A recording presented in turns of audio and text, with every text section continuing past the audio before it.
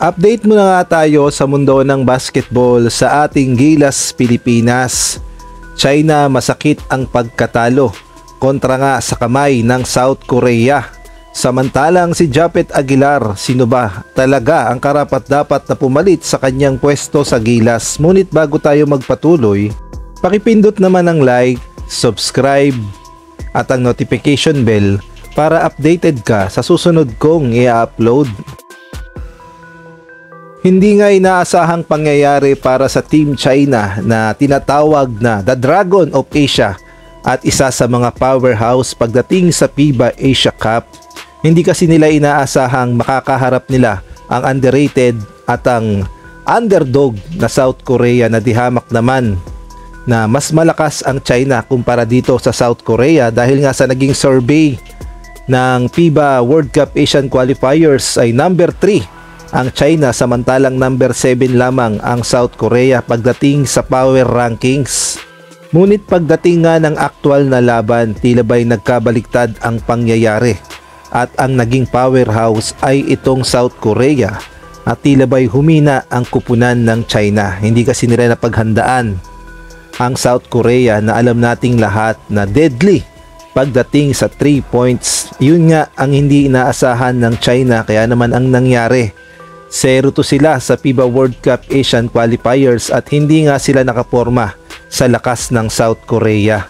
At masasabi nating isang malaking upset ang nangyari sa China. Minsan kasi yung tinatawag na underdog, yun pa pala ang mas malakas kaysa sa powerhouse.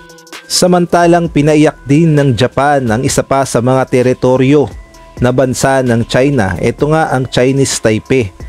At masasabi nating kumpiyansa ang Chinese Taipei na matatalo nila ang Japan dahil sabihin na nating lumakas talaga ang kanilang lineup, ngunit kabaligtaran nga ang pangyayari dahil hindi sila pinaporma ng Japan at stress na itong si Coach Chuchi sa pangyayari. At mantakin nyo, 2 beses nagpalit ng lineup ang Chinese Taipei upang matalo lang ang Japan, ngunit no match talaga sila dahil mas malakas ang Japan. At dahil nga sa 2 beses nilang pagkatalo ay napag-usapan nga yan sa kanilang social media.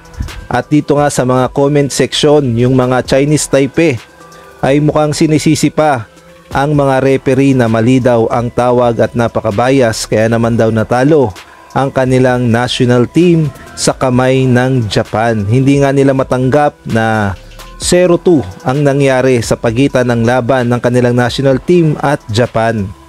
At kung atin ngang babalikan ay medyo nagyabang nga itong si Coach Tucci ng talunin ng Chinese Taipei ng 2 beses ang ating Gilas Pilipinas at ngayon nga ay 2 beses din silang tinalo ng Japan.